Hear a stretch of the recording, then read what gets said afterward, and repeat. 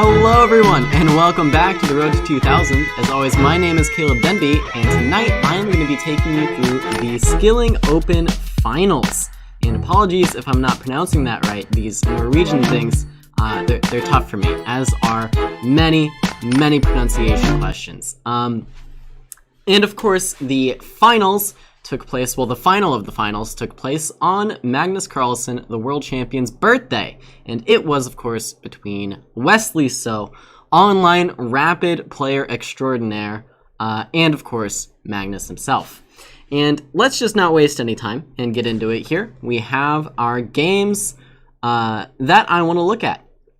And to start with in these finals, I actually want to look at a game that Magnus Carlsen won.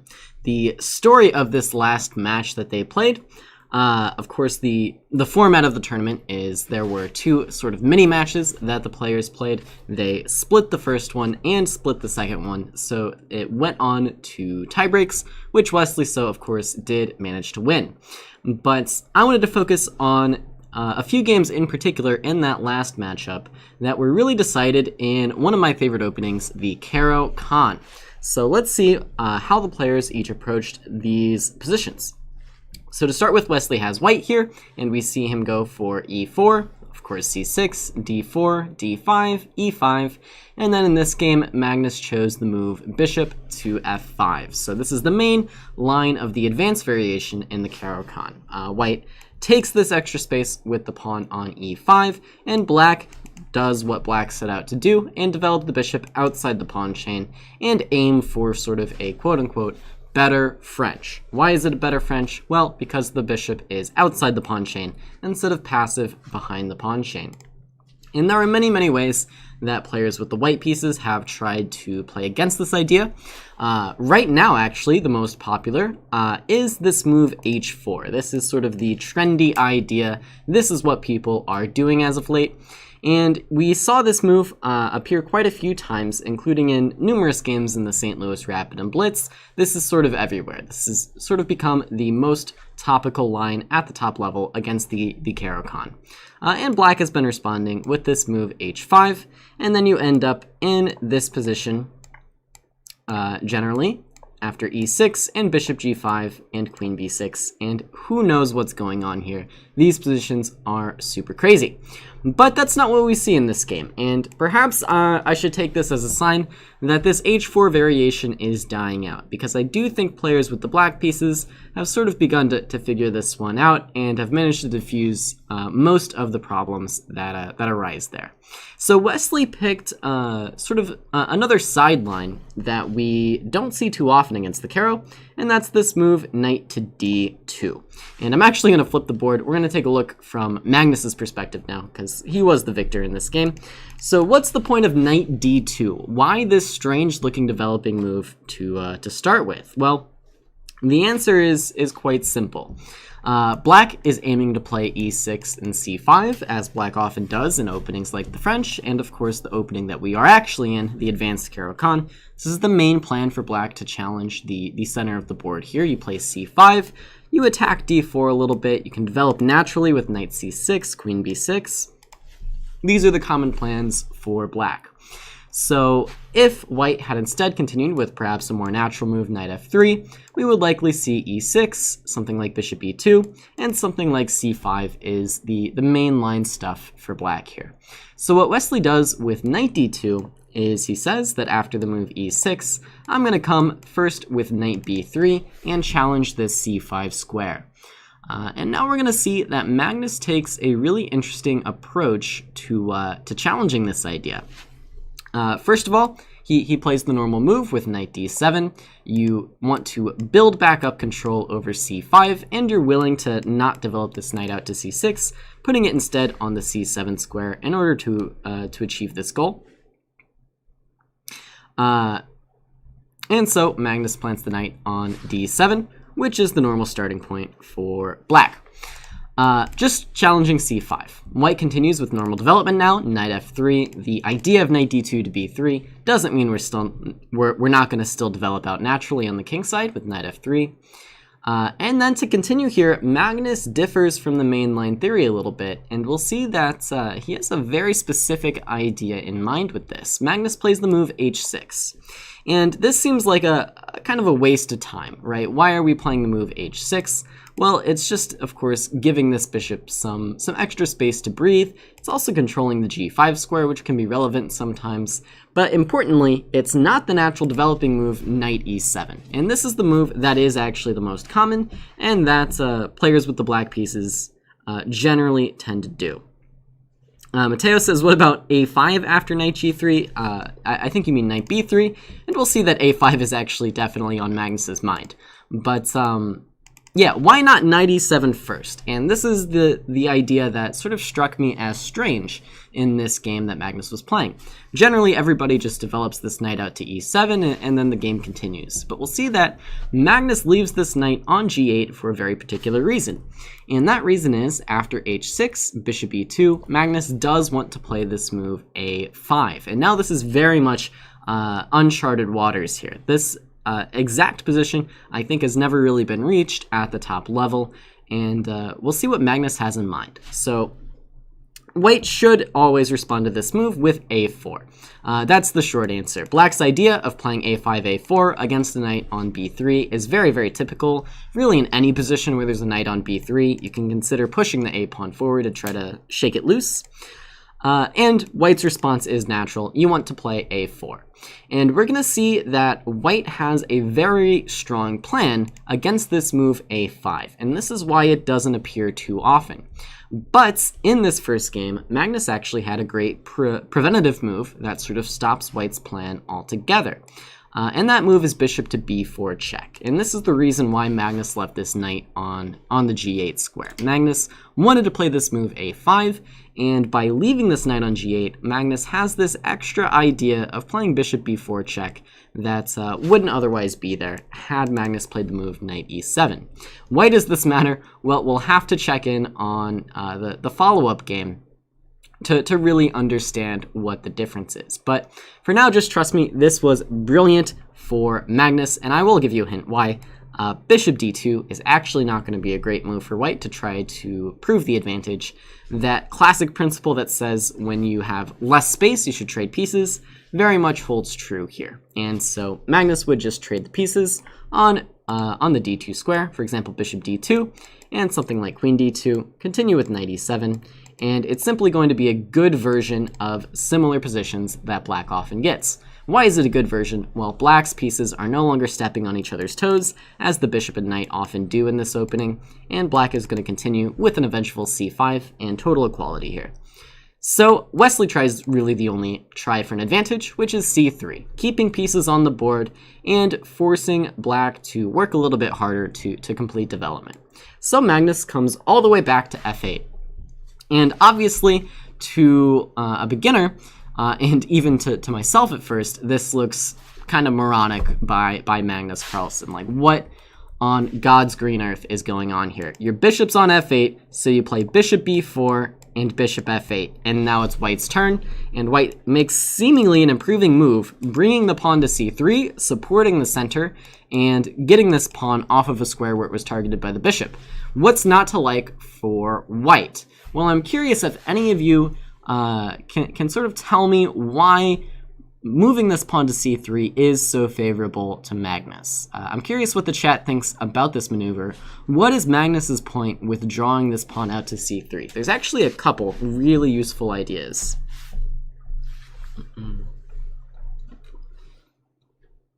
Couple of really useful ideas here.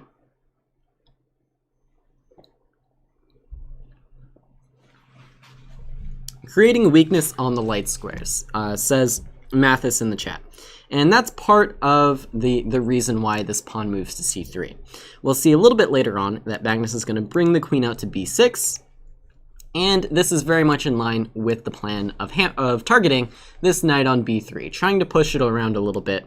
That's what we wanted to do with a5, and now later it's been weakened a little bit with this pawn push to c3, and black can apply just a little bit of pressure. But that's actually not the main point, or at least I'm arguing that's not the main point Magnus had in mind. What is the main point? Well, by drawing this pawn out to c3, actually very crucially, Magnus has closed down this dark square diagonal. Now, that doesn't seem like a big thing, but when you play this pawn out to a5, you are, in a sense, giving yourself and your opponent a little bit of a weakness to worry about. And with this knight already on b3, black is going to have some very serious trouble defending this pawn if, for example, this pawn were back on c2, and just say bishop d2, queen e1 ever appeared on the board. It's going to be very difficult to defend this pawn without playing something like b6, which maybe isn't the most comfortable, right? We're already short on squares. We don't really want to take away the b6 square from our pieces as well. So Magnus, number 1, is ready to target this knight now, and number 2 is shutting down this diagonal. And is that worth a move this early on in the opening? To my eyes, it looked like no. When I first saw this game, when I was first analyzing it, I was like, what is Magnus doing? This is sort of ridiculous. But we'll see that the game gets to a point where Wesley kind of runs out of ideas and ends up giving this tempo back by playing c3 to c4 anyways. So this is why I wanted to start with this game. Really interesting opening ideas by the world champion here. Playing, seemingly principle-breaking moves, but with rather deep middle game purposes behind them, right? Magnus wastes this time, but we'll see that Wesley ends up sort of without a middle game plan, and that's a very, very valuable thing to have. So the game does continue. Wesley plays kingside castles, of course, and now we do see the natural knight e7. So for all our waiting with this knight on g8, we managed to play bishop b4 and bishop back to f8. Absolutely brilliant. h3, and I say that jokingly, but also not jokingly. It's tough to tell. h3 and now bishop h7. Once again, due to the lack of space, black is sort of having to do some gymnastics to get these pieces into the game. Knight f5 is going to follow. So bishop d2, and we see now that perhaps it is very useful that we're not worrying right now about this a5 pawn. And Magnus does continue with queen b6. Now, this queen itself is a little bit tied down, and this knight is just a little bit loose. And this is how strong players manage to win in rapid games and blitz games especially. They just give you one sort of annoying weakness that you have to keep track of. They make loose pieces in their opponent's camp, and then they sort of wait for the tactics to come. And we'll see if they do in this case. Wesley tries the move knight to e1, perhaps paving the way for some kingside advances. Magnus just continues out now with knight f5. If g4, knight h4 is the response. And it's sort of known at this point that this move is just a little bit more weakening than it's worth, especially with black having not castled. One more comment on the opening that I forgot to mention, and then I promise we'll get to the rest of the game. But there was a comment in the chat that h6 is sort of the move that you would expect a beginner to play. And yes, it's with the idea of dropping this bishop back to h7, but I should very much mention the main line, which goes knight e7, kingside castles, and then g5 for black. So h6, yes, gives this bishop square space, and that's the justification that we saw in the game. But also, it's with this idea of expanding on the king side if black castles a bit too early. So multi-purpose move, that h6. Wanted to just advise you guys that that plan exists. So queen b6, knight e1, and now knight f5. And now Wesley continues with bishop d3. We see bishop e7 completing development for Magnus, and now queen c2. And queen c2 does actually make a threat. The threat now is g4, and this bishop is actually under-defended here on h7. So we see Magnus making the awkward move, bishop g6. Now, once again, we see Magnus sort of wasting some time, but bishop h7, bishop g6 was sort of met by bishop e2, bishop d3, so it's not a huge waste of time as it may seem. Now if g4, Magnus can still just simply play knight h4, and this is not a problem at all. And here's the position where perhaps Wesley finds himself without a reasonable plan, right? There's plenty of moves that white can play. White can play knight back to f3. White can play g4. White can play rook c1, b1, or d1, really whichever you choose. White can just pass with king h1. But what's the point, right? What is the point of any of these moves for white? Magnus is going to continue to make improving moves, castle kingside, bring the rook to the queen side, continue out with c5. Black has very clearly defined plans and very easy ways to improve the position. Whereas with white, you know, these moves, they're chess moves, but it's a little bit difficult to tell what it's all leading up to. Are you going for some sort of kingside advance that's going to allow piece trades on this diagonal now? Are you going for the move c4? What are you doing? And in response to this sort of dilemma, Wesley just plays the move c4 immediately. And now we'll see that this move is actually going to be wrong. Number one, positionally, this isn't that bad of an idea. Players with the white pieces often go for this break of c4 when black is sort of just hunkering down with their big solid triangle of defense. But here we'll see that there is a tactical issue with it. So Magnus starts with d takes c4, and now queen takes c4. And I would like you guys at home to try and find the tactic here. Black to move and get a good position. What do you guys have? Mateo says, is bishop h7, knight f5 an idea? I assume he's saying that before I showed that happened in the game. So yes, it was Magnus's idea, in fact. Hello, Hiroshi. Hello, hello. Black to move here and get an excellent position. And yeah, Vinny has the right idea here. You just capture on d4. And this is what I mean when I say this is how strong players win rapid games and blitz games, right? All the way back here, Magnus plays queen b6, and this knight is loose. Doesn't matter here, doesn't matter for any of these moves. But now all of a sudden, knight takes d4, and this loose piece is dropping off. If queen takes d4, which was played in the game, we see queen takes b3. Perhaps the more natural move, knight takes d4, might be something that Wesley missed. Something that Wesley might have missed is that knight takes e5 is a powerful response in this case. And now, if queen c3, for example, there's bishop b4, forcing the queen away from the defense of the knight. And Magnus will be sort of crushing here, cruising. So instead, queen takes d4, queen takes b3, bishop takes g6, f takes g6 is in fact sort of fracturing black's pawn structure, but we'll see now that black does just have the extra pawn. So it would be very, very easy to look at this game and say, yeah, okay, you know, black was equal out of the opening, and then Wesley blundered with c4, and Magnus got a good position.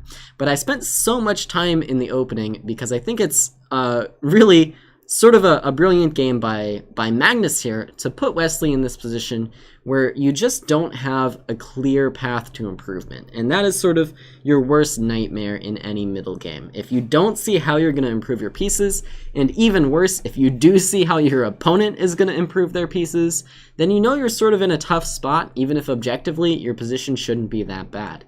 And that's what happened to Wesley here. There just wasn't a clear path to improving white's position, so Wesley goes for sort of this risky move c4, and it just doesn't really work out. Now notably, the game is far from over here. Black is up a pawn, but does have many weaknesses on the king's side, which should be pretty evident.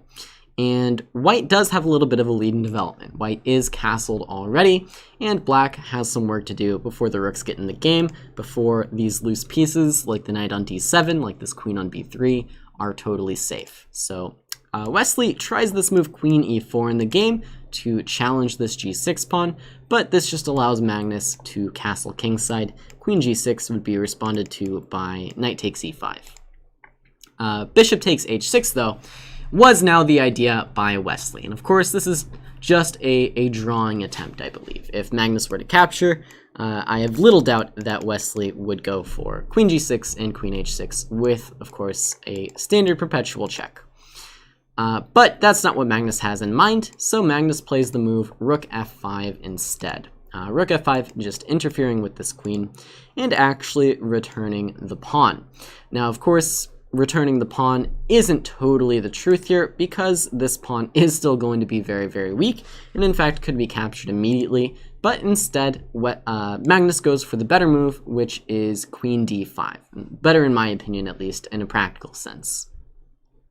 Wesley sort of jumps at the opportunity to simplify things a little bit.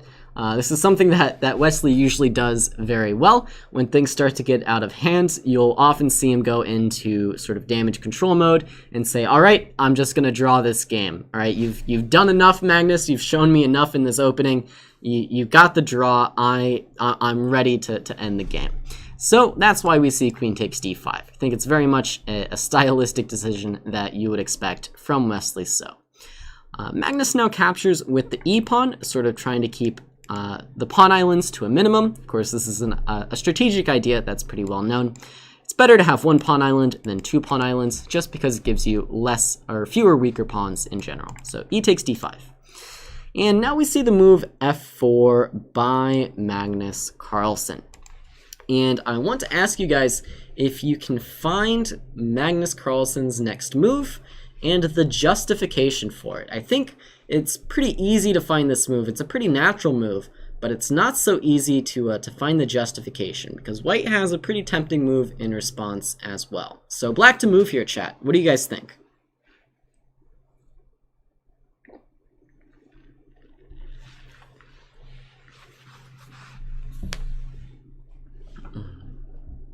Yeah, f4 by Wesley, not by Magnus. My apologies. So yeah, Mateo has the idea. The idea is g5, but why does g5 work? Why does g5 work? Well, I guess first the question is, why doesn't it work? And then the question after that is, why does it work anyways, right? White has a very tempting move in response to g5 that must be calculated before going for this move.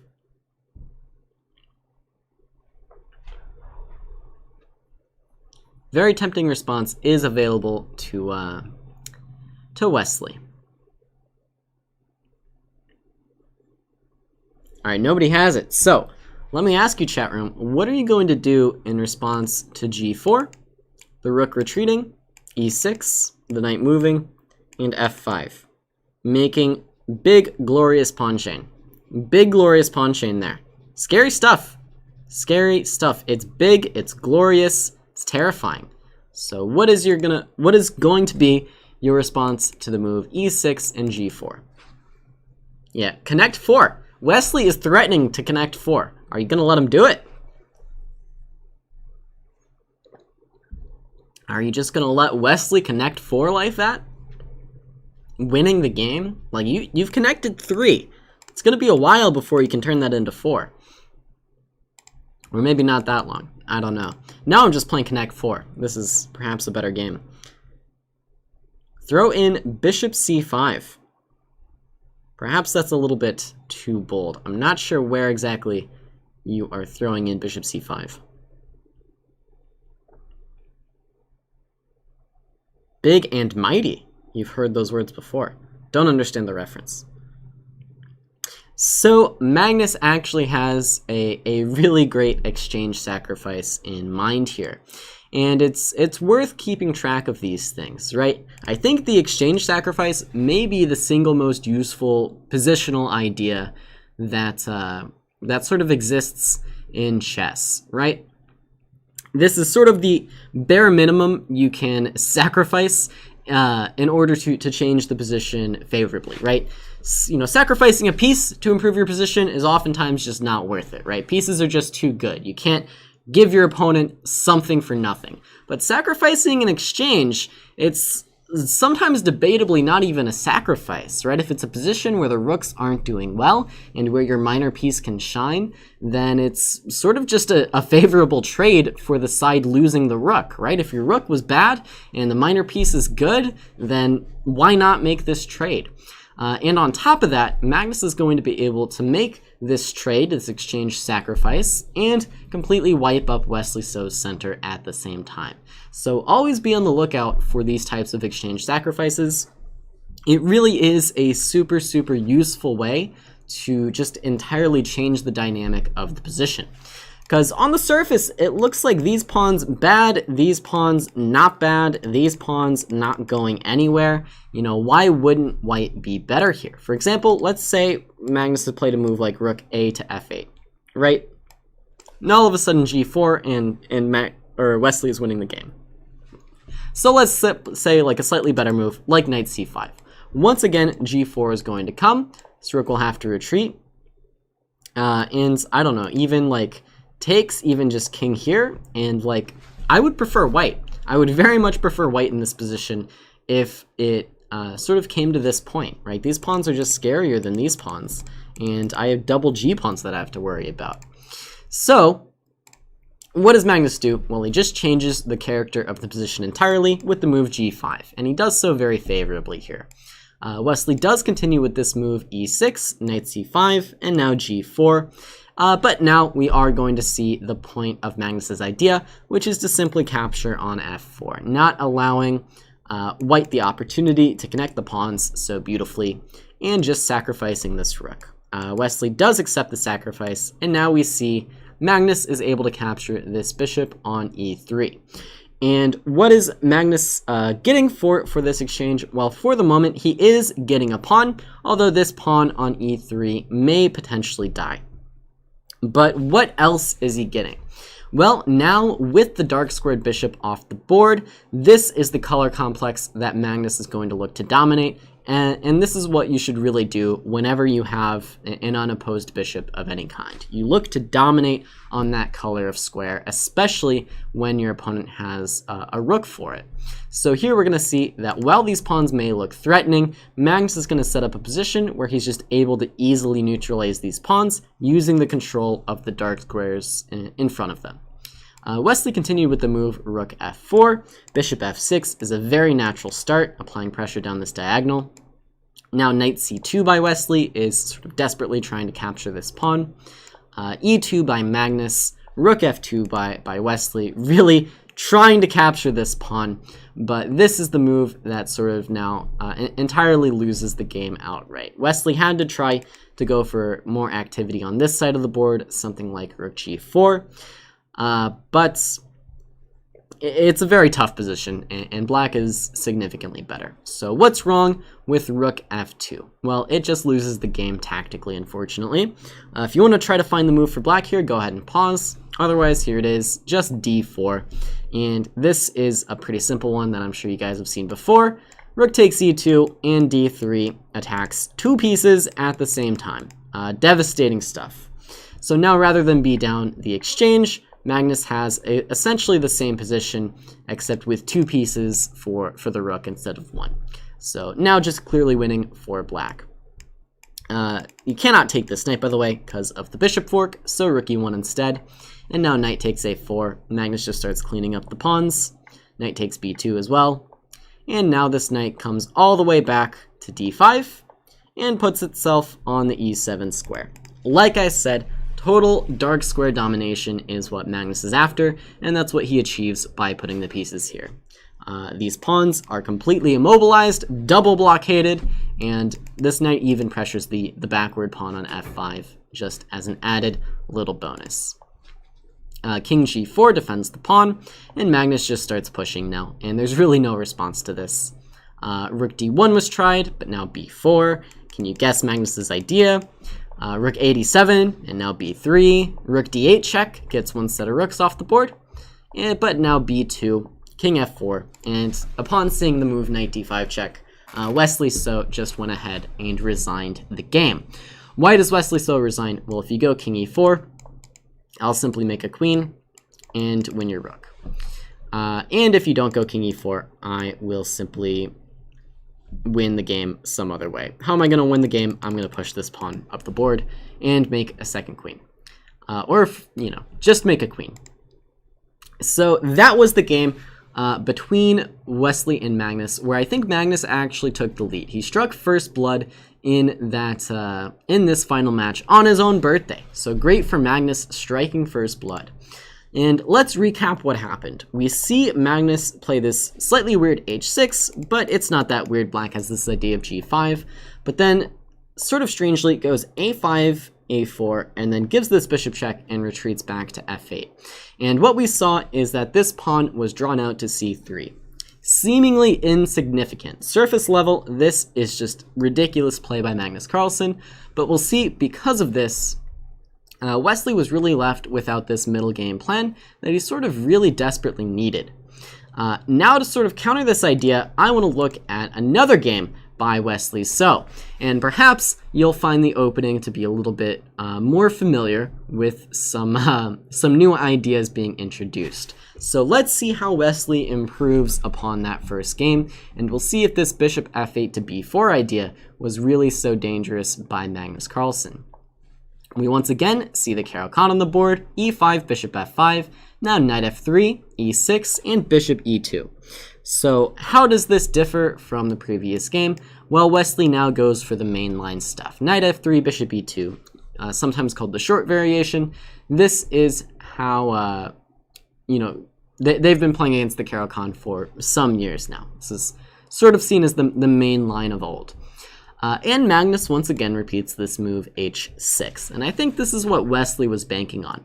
Magnus, if you guys have been following closely, whenever he does play the Caro-Kann, he's one of those guys that sort of just always goes knight e7, knight d7, and doesn't necessarily play c5 that quickly. And I think he does this just to avoid a lot of the main theory and just get some type of position that he can play. So h6, and I'm willing to bet that Wesley was sort of banking on this. So we see kingside castles by Wesley, and now we see the move knight e7 by Magnus. Now what would have happened had we seen knight to d7 by Magnus as in the previous game? Well, unfortunately for Magnus, things are not the same as in the previous game. You can very much expect knight b to d2, and then perhaps we see some move like a5, once again, sort of anticipating knight b3, a4 by white, let's say bishop b4. But now after knight b3, you have not successfully drawn my pawn to c3. Wesley has preempted this by castling the king earlier on and avoiding this nasty little check that draws this pawn out to c3. And so here, white is just simply better. Why is white better? Well, white has all the benefits of the last position that we looked at, and without this really crucial downside of putting the pawn on c3. By the way, don't even think about putting this knight on e7, because then c3 would in fact trap your bishop. And black's best move here is bishop f8. So in this case, this is not some genius maneuver by black. This would just be improving white's position by getting this knight to b3, not even drawing this pawn out to c3 in the process. So effectively, by going for this move order, Wesley has successfully avoided Magnus's entire idea. And I really wanted to highlight these two games because I think this really super interesting back and forth between the two players, this interesting little discussion on the Caro-Kann and this particular line, probably went largely unnoticed by a lot of people. So this seemingly random choice of not going for knight d2 to b3, it's easy to say Wesley didn't go for this because the first game didn't go well for him, so he reverted back to the main line. But I think, and this is just a guess on my part, Wesley was anticipating Magnus would play in a similar style, and Wesley understood why that first game went wrong for him. And so by understanding his first game's mistake, he was able to improve very, very significantly in the second game, and that is the type of thing that will win you matches against the world champion. When you can sort of improve on the fly like that, understand why your first game went so badly, understand that it wasn't just that you blundered with c4, but that this move c3 was actually quite annoying to deal with. So that is the critical improvement, and that is why I'm talking about Wesley So against Magnus Carlsen tonight, because I found this opening exchange so interesting. Now, of course, the rest of the game is interesting as well, so let's jump to that. Knight b d2, now knight d7 by Magnus, and we see all the same plans as the previous game, but this little exchange has not occurred. There's no bishop b4 back to f8, and there's no pawn on c3. So Wesley now continues with knight b3. Magnus retreats the bishop back to h7. So far, so good. Seemingly identical to the previous game. Bishop d2, as in the previous game. Queen b6. Now Wesley plays this move h3, which is perhaps hinting at the move g4 a little bit later on.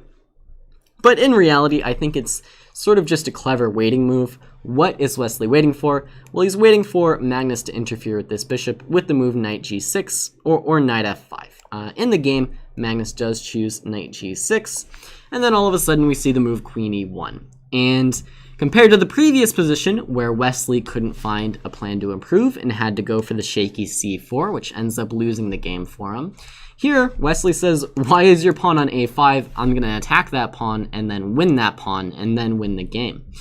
And this is just impossible to stop now for black. So this, in my opinion, is where Wesley So got the better of Magnus Carlsen in this match. Magnus perhaps had the more interesting opening ideas to start with, but then Wesley's ability to adapt on the fly turned out to be really, really useful. Wesley adapted to Magnus's approach. He found a way to refute the idea or prevent the idea altogether, and then he just simply executed the plan.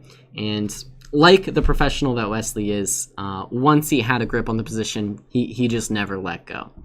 Of course, black isn't forced to lose a pawn here. There is the move bishop b4 in this particular position. And of course, Wesley is not going to be playing the move c3 here, but now can force a weakness in black's camp with the move bishop b4. Black can and should try to trade the queens. But now, after a b4, we'll see that this pawn on b4 is simply doomed to fall. There's no way to actually keep this guy on the board, as we'll see after just very natural play by Wesley. First and foremost, Wesley, I think, is a little bit worried about some of the pressure on this e5 pawn and sees no reason to leave this bishop uncontested against c2, so starts with bishop d3. And then already Magnus goes for c5, which is very much the beginning of the end here. It was already a tough position for black, and black is already going to be much better. For example, had Magnus played a more normal move like kingside castles, white's going to play a5, rook a4, rook takes b4, and best of luck to you to stop this idea. Really, best of luck to you. I don't know how you are going to keep this pawn on the board against this very simple idea.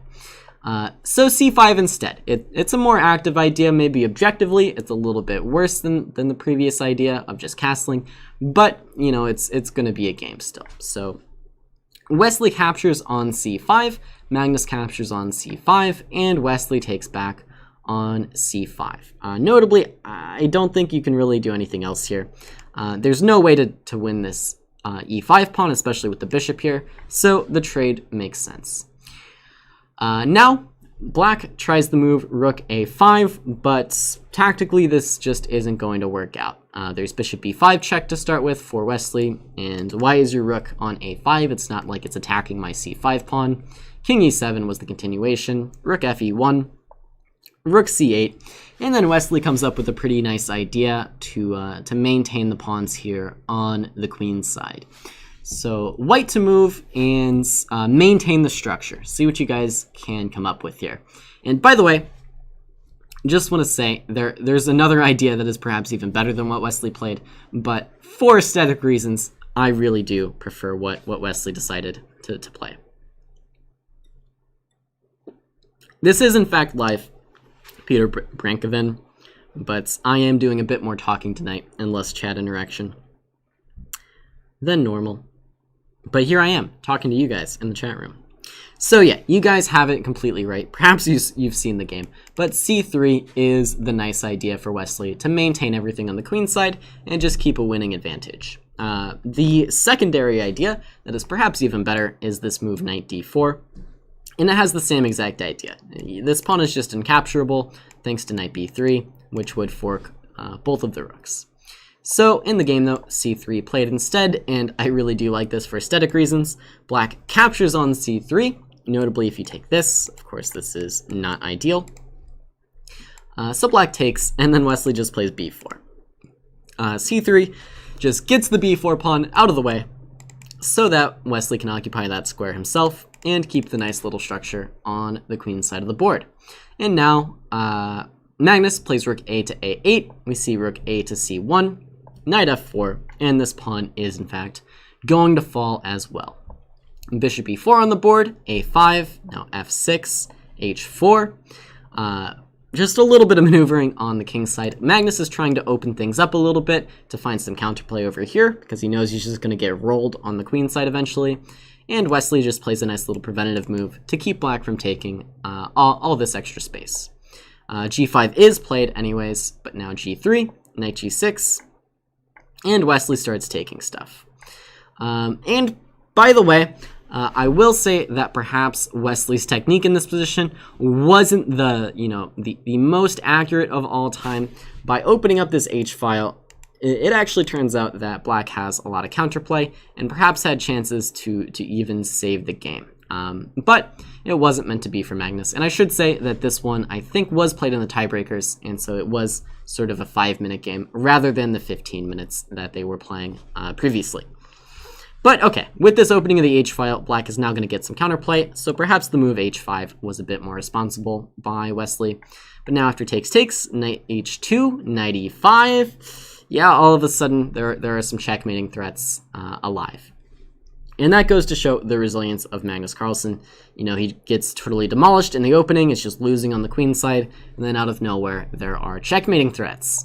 Rook c to e3 was Wesley's choice in the game, and perhaps again it's time to play some defense, bishop f1 to g2 for example, but rook c e3 instead. Rook h8, what else? Now f3 turns out to be Wesley's idea to try and take back some light squares, but now black does find a really nice tactic to keep himself in the game here. Magnus plays rook takes h2 and knight takes f3. And now with this, black very much is back in the game. Rook f3, bishop f3 should be played and was played. And now Wesley finds a nice idea of playing c6. So Magnus won some material back there on the king side thanks to all these checkmating threats. But now after c6, it's sort of a thin line to walk for Magnus to still save the game. Why is it such a thin line? Well, white's pawns are further away from the kings, and white's pawns are also further advanced, and that's sort of as simple as it gets. In the game, Magnus plays the move d4, and this is in fact the sort of final losing move. After this, black is just out of the game. No way to save it. It turns out, though, that black would have still been in the game had he played the move b takes c6, which is pretty counterintuitive to just sort of relent and allow these pawns to become passed. But what's the point? The point is after check, you can check this king seemingly randomly into the middle of the board. Otherwise, you'll repeat. And by drawing this king out to the b3 square, hold on, I'm doing this backwards. Let's say rook h8, and then king e7, bring the king to the queen side. Then I forgot to include the moves a6, or sorry, b5, king d6, a6, just improving for white. And only now, after g4, a7, do you draw the king out to the center of the board. Sorry, I mixed up my lines there. And the point is now you have this move d4 check. Sort of out of nowhere, this is the only resource for black to stay in the game. What's the point? Well, you're going to take this bishop and go rook a2. And from my analysis, I think this rook endgame should be a draw, although it's going to still be a pretty narrow path for black to follow. For example, after c7, king takes c7 would actually lose the game. Instead, you do have to insert this check and draw the king out to c4 before you take. Why do you have to do that? Well, after takes, for example, would lose to rook e7, so king b7 is the only idea. And then here it turns out it's very, very relevant that rook a3 is first of all not in the position, and second of all, white would have rook e3 in response in order to win the game. So for example, had we played check and check, even this would be losing for black, because here after king b7, rook e3 is good enough to win the game. You defend this pawn, white comes and takes this guy, and then wins. So how does black draw? Well, you repeat forever and ever and ever until eventually white gets bored and you take on c7. And now king b7 does turn out to be enough for a draw because this pawn is indefensible and black is in front of the a pawn. So all of that is to say, even though Wesley's a genius, Magnus is a genius too. Magnus found his way back into the game, but this stuff is just impossible to find in Blitz unless you sort of luck your way into it, and Magnus was not lucky on this birthday of his. So the game did not continue with b takes c6 with this sort of crazy line where black can simplify and find a draw. Instead, we see the move d4 by Magnus Carlsen, and this move does in fact lose. How does this move lose? Well, due to the unfortunate placement of black's pieces, once again the idea of the exchange sacrifice comes into play, and rook f1 is just going to be the move. I guess it's not really even an exchange sacrifice. The point is just that this bishop's pinned, and this is absolutely doomed for black. Okay, so rook f1 is the idea. Magnus tries to stay in the game with this little tactic, but this is not going to be good enough. Bishop takes c6, and unlike rook endgames, which are always drawn, bishop endgames are sadly not always drawn, and this is one of those ones that is just not going to be drawn. Why not? Well, this a-pawn is just too strong and is queening on a light square, the same color as the bishops, so white is just easily able to evict this bishop from the diagonal and queen the pawn. The game continued with b5, bishop d7, a6, takes, d3, bishop takes d3. I don't know why this was included, but it was. Bishop e5, now a7, bishop c6, and after bishop f1, Magnus Carlsen threw in the towel and resigned the game. Why resigns here? Well, bishop g2 is the threat, and it's just impossible to stop. The king is not going to be in time to catch the pawn, or the king is not going to be in time to catch the pawn. And that's the end of the game. So, what happened in these two games? Well, exactly what I just showed you happened. Magnus had a great idea in the first game with this bishop b4, bishop back to f8. Just a reminder, that game went knight d2, e6, knight b3, h6, now knight f3. Sorry, is this how the game went? All right, I'm just going to flip to it because my memory is too bad.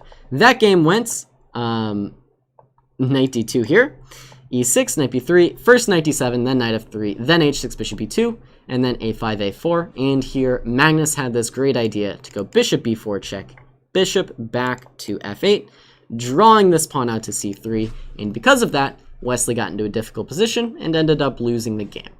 And then in this game, they went down a very similar line, but Wesley first castles this king, steps his way out of the idea of bishop b4 check, and only then goes for this knight d2 to b3 idea, and ends up winning. So questions on these two games. This was sort of the meat of the lecture that I wanted to talk about here today.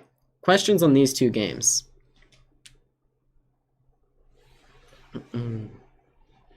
Pippin Chuck, hello. Long time no see. It's been 2 whole days. 2 whole days.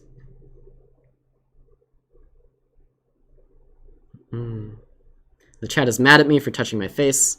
Sorry, I can't help it. Can't help it, it's unconscious. Even when people are thinking about it and actively trying not to do it, they still do. And my nose was itchy. What can I do, man? Well, I just did it again. I'm the worst. Would it help if I said I washed my hands before? Ah, Pipichuk missed the stream. I did not get another haircut. Is it always a good idea for black to play an early a5? Well, this game would be the sort of counter argument to that, right? Black actually loses this game because a5 was an attackable weakness. So perhaps a5 is a double-edged idea. In the first game, it worked very well for Magnus because it sort of inhibited black's or white's play on the queen side entirely, thanks to this bishop b4 idea. In this game, it sort of just gave white another target on the a5 square. And a5 wasn't necessarily forced by black. You very much can just continue with the move like knight d7, but now white's idea is going to be to still take away this b6 square from the black pieces. But that being said, there are actually a ton of games from this position, and perhaps this is why we don't see black playing a5 in this exact position so often here. I think Wesley just found the great way to refute it. Okay, well, with that, we have about 10 minutes left. Why don't we take a look at one more game, and this is going to be the one that Wesley So did win, I believe, in the main match. That last game was from the tiebreak. That was sort of the decisive game, and that gave Wesley the victory. But here's how Wesley battled back in the main match after losing that one game in the Caro-Kann to Magnus. We had d4, knight of 6. I'm going to go through this one pretty quickly, as we are a bit short on time. We end up with the Queen's Gambit declined, with all of the knights being developed. This is sort of one of the most common positions you'll reach in the QGD. Generally, people aren't so happy about the Nimzo unless they've seen my 8 lectures on the F3 Nimzo and how to beat black in every variation.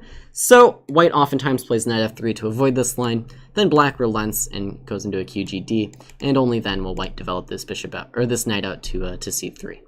And here Wesley plays c5, and this is the Semi-Tarrasch, or maybe just the actual Tarrasch, depending on who you ask. I think it's the Semi-Tarrasch because we developed this knight.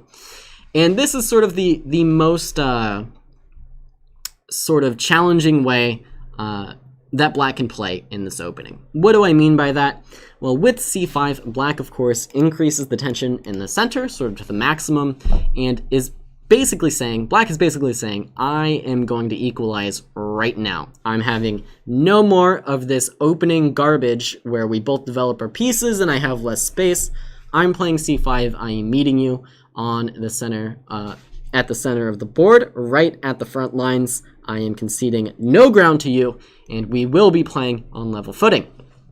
So now the onus is really on white to prove something rather immediately, or else if you just play perhaps a slow move like e3, the tension may continue to hold, and eventually we're going to see that black is able to either equalize or at least get into pretty reasonable IQP positions here.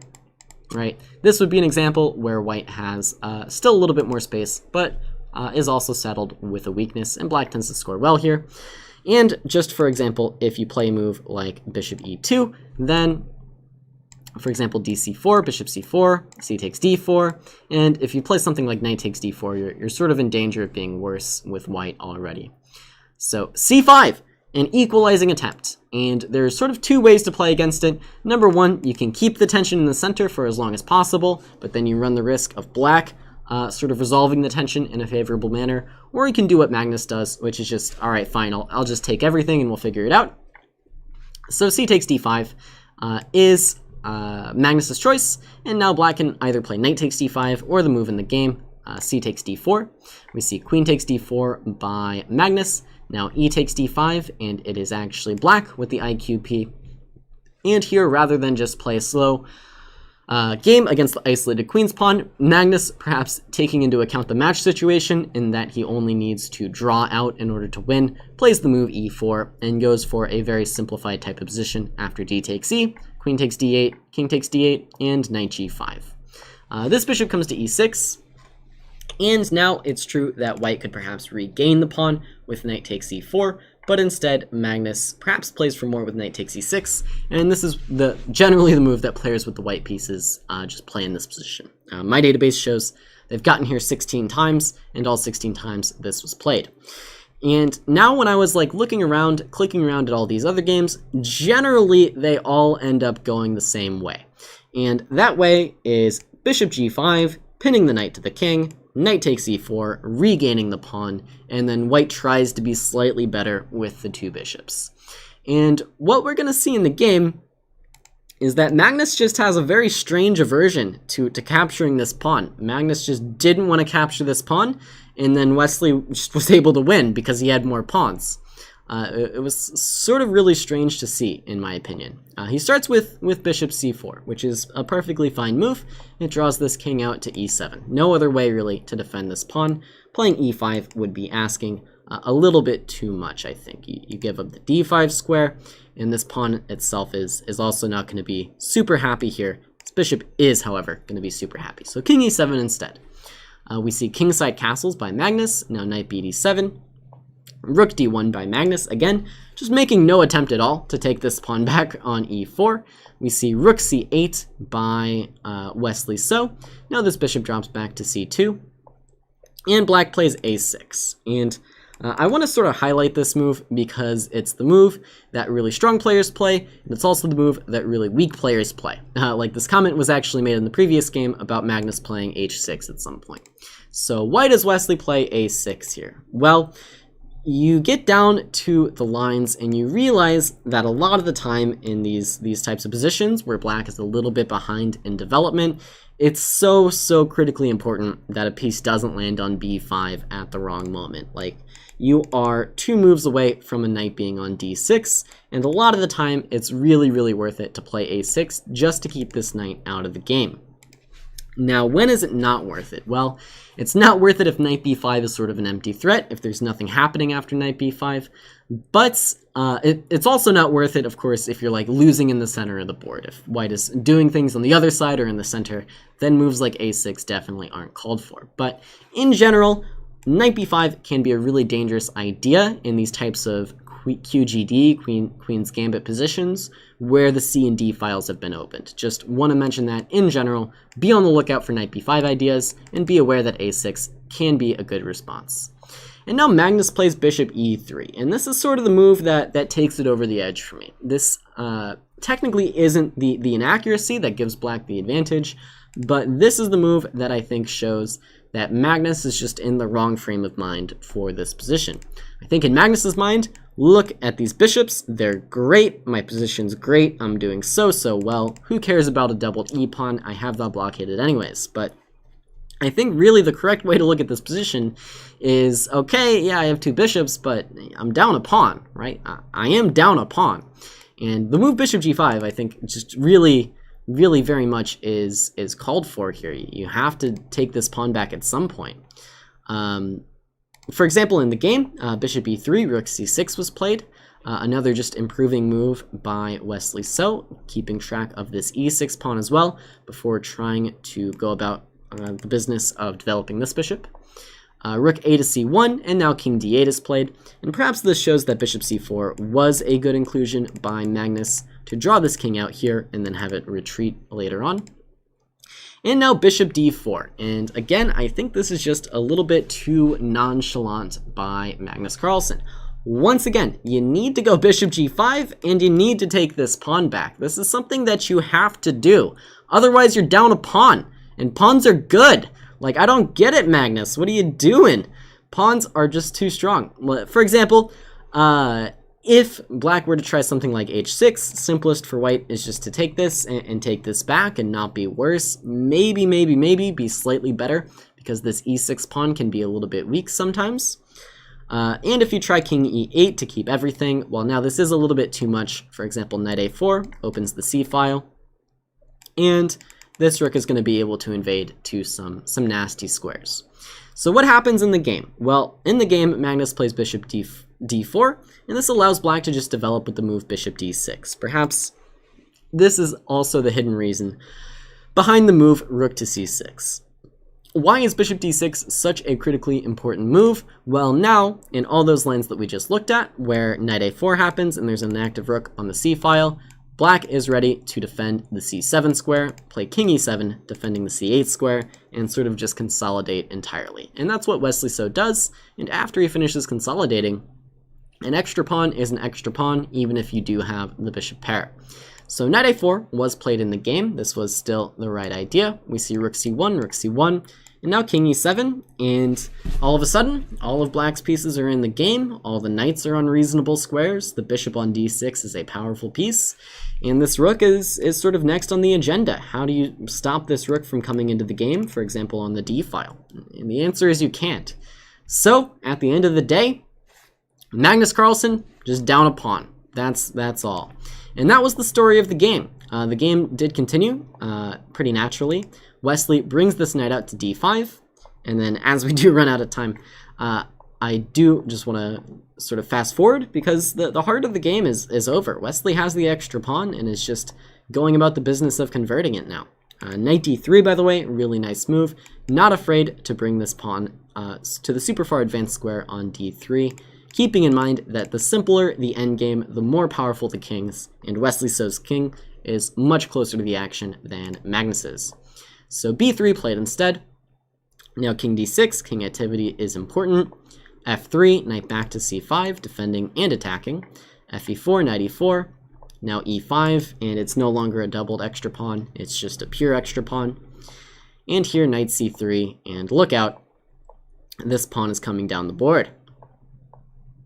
b5, king up to e3, and the conversion is almost over, as we see in the pure endgame. Wesley just has more pawns. It's that simple, guys. Extra pawn is good. The extra pawn is now an extra 2, and this is just going to be impossible to stop. Magnus Carlsen resigned in this position and had a reasonably bad birthday, I'm willing to wager, losing the Skilling Open to Wesley So. So very impressive stuff by both players here today. As I switch back to my full camera view. No, I switch back to the intro. Now I switch back to the full camera view. Really interesting stuff by both players. I really enjoyed especially those two games in the Caro-Kann, where we saw this battle of ideas. We saw Wesley So finding the improvement and proving why a5 is not such a common move.